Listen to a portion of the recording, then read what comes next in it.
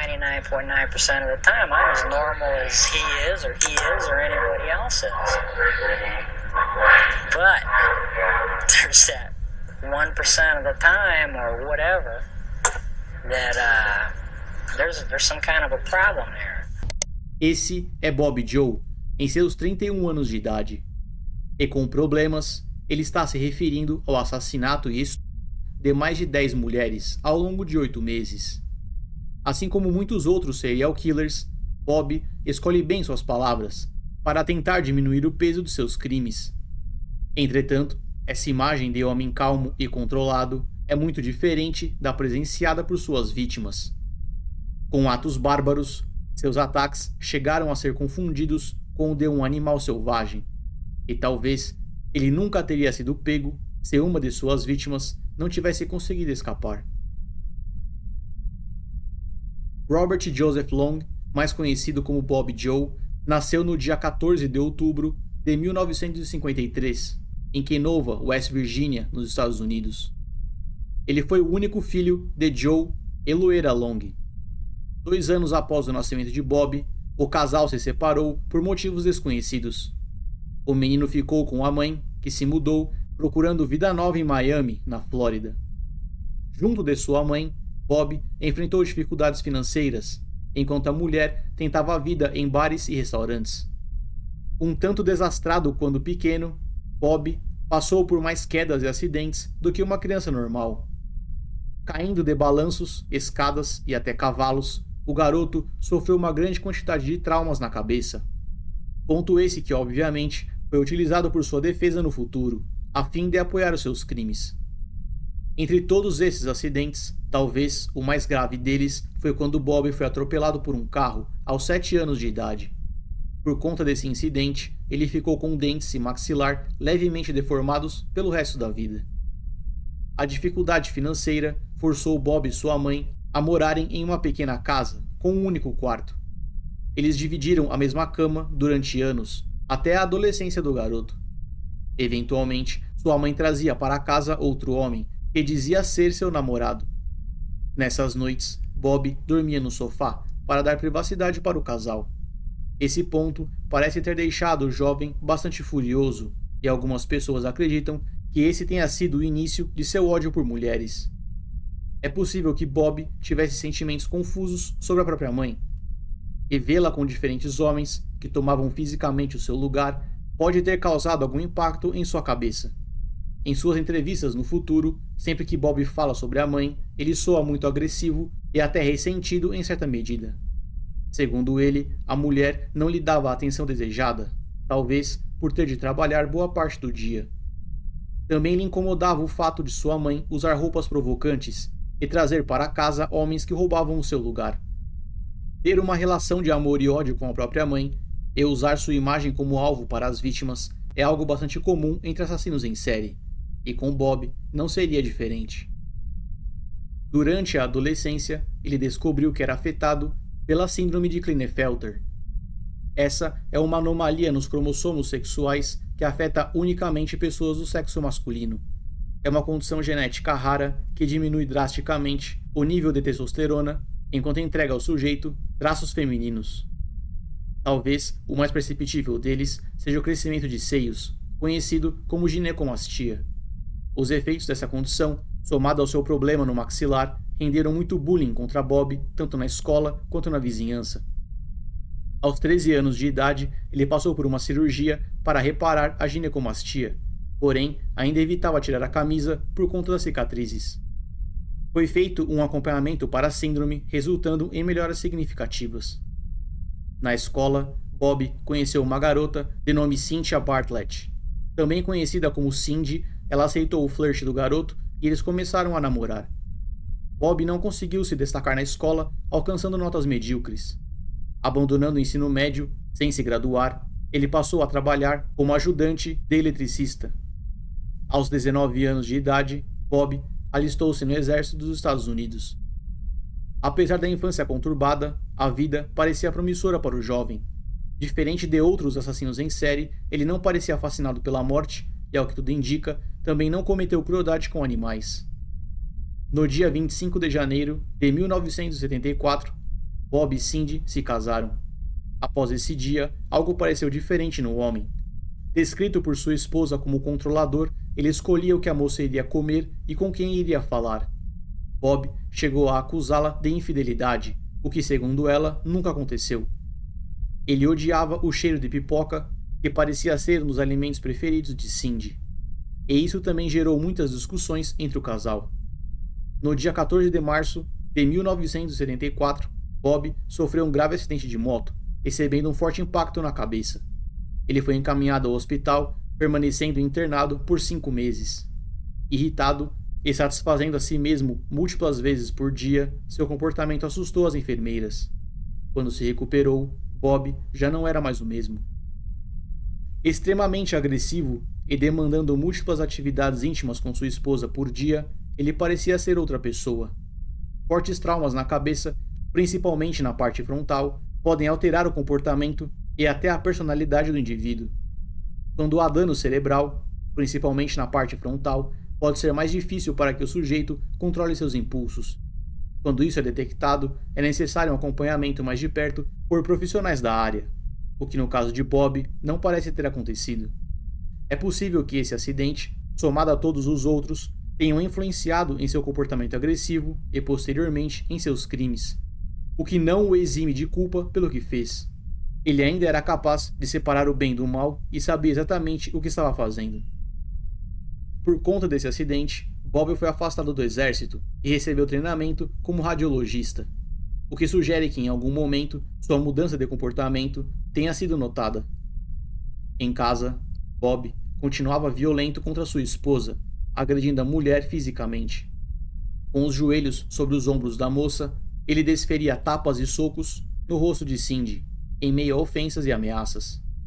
E segundo ela mesma, o único motivo pelo qual suportou tudo isso foi por causa das crianças. Juntos, eles tiveram 2 filhos, um menino e uma menina. O primeiro nasceu em 1974 e Cindy ficou grávida novamente 6 meses depois. Diferente de como se comportava com a esposa, Bob foi descrito como um ótimo pai, carinhoso e atencioso. Suas agressões não se estendiam às crianças de nenhuma forma. Aos 22 anos de idade, Bob já tinha montado sua máscara de cidadão modelo. Militar, casado e com 2 filhos, ele já estava pronto para dar início à sua vida de crimes. As agressões contra a esposa não bastavam para Bob e começou a sair sem dizer para onde iria. Na época, Cindy assumiu que ele estava saindo para se encontrar com uma amante. Entretanto, o que ele estava fazendo era procurando por vítimas. Utilizando os anúncios nos jornais, Bob entrava em contato com aqueles que estavam vendendo móveis usados, especialmente quando o anúncio era feito por mulheres. Ele seguia até o local, demonstrava-se interessado em adquirir o item e fazia uma análise da residência. Caso a mulher estivesse sozinha, Bob se forçava na moça e fugia. Alguns desses casos foram reportados à polícia, porém, por algum motivo, a investigação não ganhou velocidade. De volta em casa, após os ataques, Bob espancava a esposa, que aceitou aquilo por causa dos filhos. Em junho de 1980, as agressões foram tão severas que Cindy precisou ser levada ao hospital. Os médicos perceberam que se tratava de agressão doméstica, entretanto, a moça negou, inventando outro motivo para os ferimentos. Caso ela tivesse dito a verdade aos médicos, nessa ocasião, a polícia seria acionada e, muito provavelmente, Bob seria preso. Mas, de qualquer forma, ela optou por mentir, como uma tentativa de proteger os filhos de possíveis represálias. Na noite seguinte, Cindy decidiu que não suportaria mais. O casal tinha uma espingarda em casa, e enquanto Bob dormia, a moça pegou essa arma e seguiu para o quarto. Durante horas, ela segurou a espingarda carregada na direção da cabeça de Bob, porém, não foi capaz de apertar o gatilho. Com um pai morto e uma mãe presa, as crianças não teriam quem as criasse. E esse pensamento foi o que impediu Cindy de tirar a vida de Bob naquela noite. Pelos próximos 10 anos, mais de 50 mulheres foram violentadas por toda a Flórida. Bob seguia de anúncio em anúncio, realizando suas fantasias sempre que podia. Como as vítimas eram pessoas aleatórias e, por vergonha, nem todas iam até a polícia imediatamente, ficava difícil conectar os casos ao mesmo criminoso. Sem um rosto, Na época, a mídia deu um apelido para esse homem: o estuprador dos anúncios classificados. Após tantas agressões, e certa de que seu marido tinha uma amante, Cindy pediu o divórcio em 1980. Deixando os filhos com a agora ex-esposa, Bob mudou-se para Tampa Bay. E as coisas ficariam ainda piores a partir de agora. O criminoso já não tinha mais uma pessoa disponível para receber suas agressões, e seu desejo por relações íntimas parece ter aumentado ainda mais. Ele então começou a sair à noite procurando por garotas de programa. Mais especificamente, mulheres que ele julgava estarem nessa posição. Um alvo bastante comum para assassinos em série. Principalmente em 1980, essas eram pessoas difíceis de serem monitoradas, justamente pela natureza do serviço. Com pouco ou nenhum contato com familiares, o desaparecimento dessas garotas era reportado apenas muito tempo depois, e para algumas delas, esse reporte nunca foi feito. No dia 10 de maio de 1984, a dançarina Lana iria se encontrar com seu namorado após mais um dia de trabalho.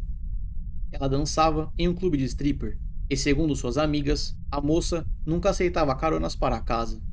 Mas, naquele dia, algo seria diferente. Bob encostou o carro, chamando a atenção de Lana. Após alguma conversa, a moça aceitou entrar no carro para receber a carona. Infelizmente, essa jovem nunca mais seria vista com vida. 3 dias depois, 2 garotos brincavam próximos a East Bay Road, quando encontraram o corpo já sem vida de Lana. Com uma cena incrivelmente grotesca, os meninos correram e chamaram por ajuda. Com uma corda no pescoço, a moça apresentava vários cortes e perfurações feitas por uma lâmina. Com claros sinais de estupro, o corpo não tinha sido jogado ali. Ele tinha sido posicionado. Transformar a cena do crime em algo bizarro e chocante, para quem a encontrasse, é algo que já observamos em outros assassinos em série, como Danny Rowling, por exemplo. Isso parece fazer parte do ritual do serial killer, que enxerga seus crimes como obras de arte. Esse foi o primeiro assassinato de Bob, e ele não pararia mais.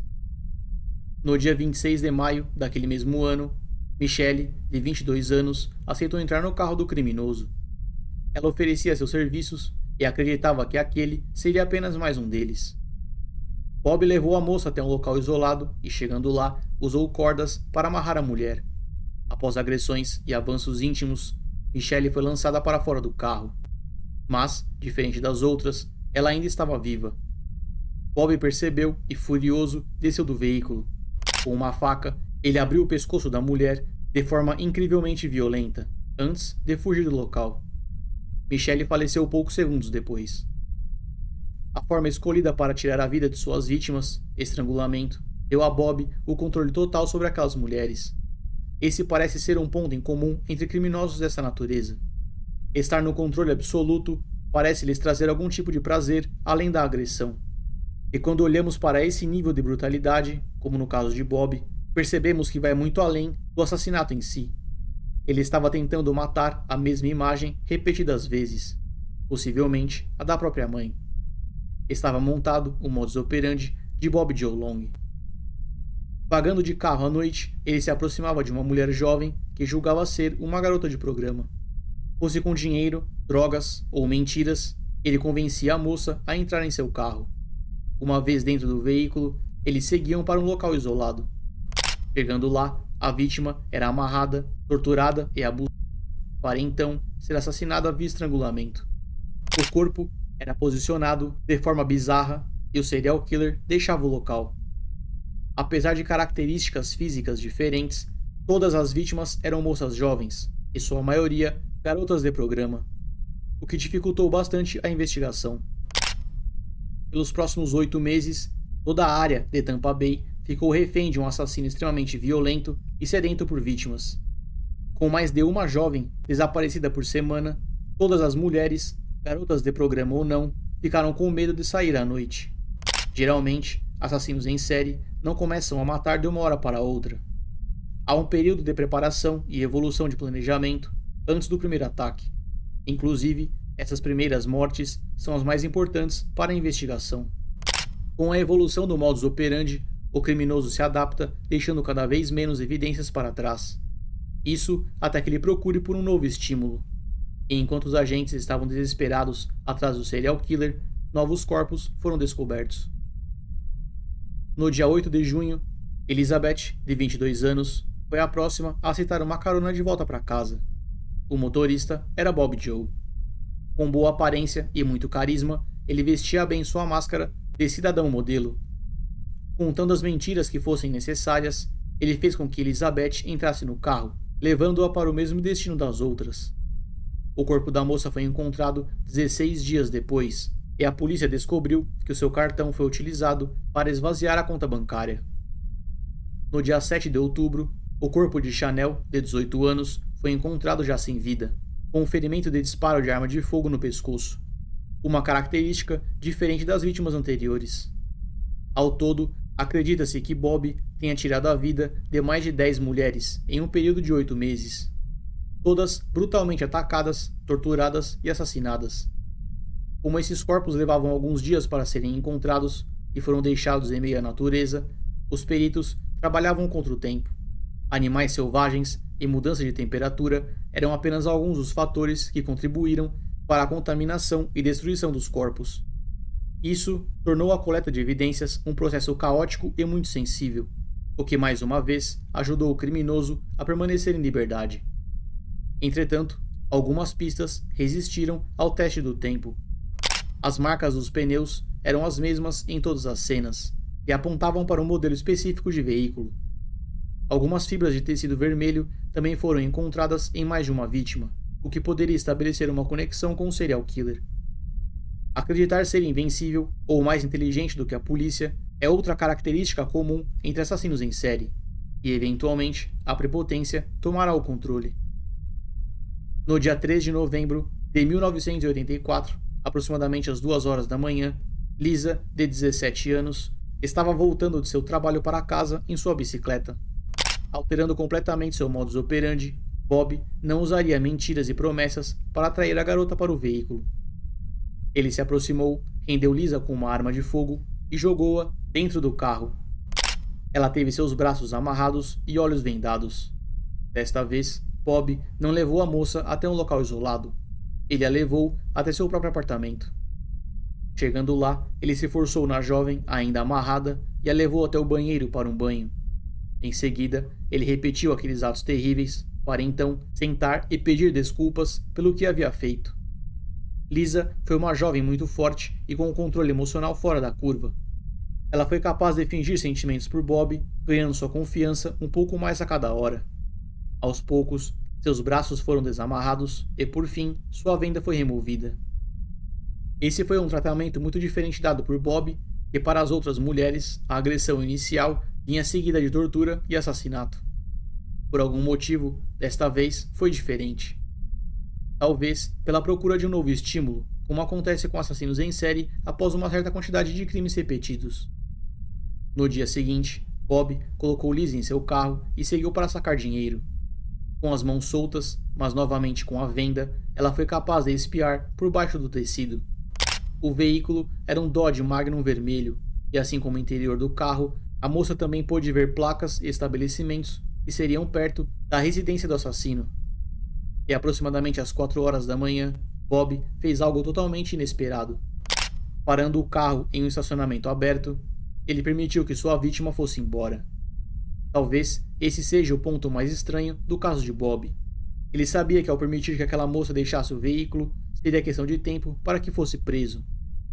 Ela já tinha visto seu rosto, seu carro, o interior de sua casa e, sem dúvidas, iria até a delegacia. O motivo real pelo qual ele fez aquilo, nós provavelmente nunca saberemos. Pouco tempo depois, os agentes já tinham a descrição do criminoso, do veículo e da residência. As roupas de Lisa também foram recolhidas para a perícia e ela foi encaminhada ao médico para o procedimento padrão para casos assim. A mesma fibra vermelha, recolhida nas outras vítimas, também foi encontrada nas roupas de Lisa. Elas vinham do carpete do carro de Bob, e muito em breve estaria em poder da polícia. Esse foi o ponto utilizado para conectar o sequestrador de Lisa com o serial killer à solta. Com o modelo do carro, a lista de suspeitos reduziu significativamente. A polícia começou a seguir Bob e resolveu abordá-lo, dizendo que estavam procurando por um suspeito de roubo. Os agentes tiraram algumas fotos do rosto e carro do serial killer, levando esse material até a sobrevivente Lisa. Ela foi capaz de identificá-lo como responsável e, ao mesmo tempo, o banco devolveu aos peritos os registros de saque, mostrando que Bob tinha realmente utilizado o caixa aproximadamente às 3 horas da manhã, no dia em que Lisa foi solta. Certos de que ele era o serial killer, a polícia saiu à caça. No dia 16 de novembro, Bob Joe Long foi preso. Durante o interrogatório, ele admitiu o sequestro de Lisa, explicando que deixou ela ir porque não queria machucá-la, mesmo sabendo que seria preso. Sobre os 8 corpos encontrados até então, Bob negou qualquer envolvimento. Porém, a amostra do carpete de seu carro seria o suficiente para conectá-lo aos homicídios. Diante dessas evidências, Bob confessou seus crimes e indicou uma 9ª vítima, apontando aos agentes o local onde encontrariam o corpo. You know, like the first time I did it, I couldn't really believe I did it. You know, it was when I was driving home afterwards, I was saying to myself, this is insane. And I'm not like that. I'm not like that. A lot of lives just gone right down the tubes because of me. You know, in one way or another. And it's not a good feeling. It's not a pleasant feeling. I'm not proud of anything I've done. And the worst thing is I don't understand why. I don't understand why. A fala controlada, somada à escolha de palavras sempre precisa, é algo presente em muitos criminosos dessa natureza. Agora, com os crimes já cometidos e descobertos, ele tenta se afastar da imagem de monstro, como se pudesse florear as palavras para ocultar os próprios atos. Sujeitos como Bob são extremamente perigosos, justamente por não parecerem ser, e eles fazem de tudo para trazerem suas fantasias macabras para a realidade. No dia seguinte às confissões, um 10º corpo foi encontrado, ao qual Bob também admitiu ser o responsável. A polícia acredita que ele tenha feito muitas outras vítimas, porém, seus corpos nunca foram encontrados. Podemos observar alguns traços de psicopatia em Bob, ainda que não exista um documento público que lhe conceda esse diagnóstico. Muitas pessoas também atribuem seu comportamento agressivo a série de lesões durante sua vida. De qualquer forma, ele sabia exatamente que o que estava fazendo era errado, e é ele mesmo quem admite isso durante suas entrevistas. Durante o julgamento, Bob deixa claro que seu comportamento agressivo ainda continua quando cospe contra uma das câmeras. No dia 22 de abril de 1985, Robert Joseph Long foi julgado culpado por 8 homicídios, assalto a mão armada, roubo, 8 estupros e 9 sequestros. Ele foi sentenciado a 4 períodos de 99 anos em regime fechado, sem a possibilidade de liberdade condicional, que deveriam ser cumpridos em sequência, um adicional de 5 anos em regime fechado, 28 prisões perpétuas e 2 penas de morte. A primeira pena capital, que deveria ser via cadeira elétrica, foi revogada, porém, a segunda, por injeção letal, foi mantida. No dia 23 de maio de 2019, Bob acordou pela última vez. Às 9h30 da manhã, ele pediu por sua última refeição: carne assada, bacon, batata frita e refrigerante. Durante o dia, ele teve a oportunidade de conversar com um líder religioso e foi mantido em monitoramento. Já ao fim da tarde, ele foi transferido para a sala de execução. Quando lhe foi dado o direito de deixar uma última mensagem, ele permaneceu em silêncio. Deitando-se na maca, ele recebeu a injeção letal. Às 19h, ele foi declarado morto. Depois de mais de 30 anos, no corredor da morte, aos 65 anos de idade, Robert Joseph Long faleceu via injeção letal, executado pelo Estado, dentro da prisão estadual da Flórida.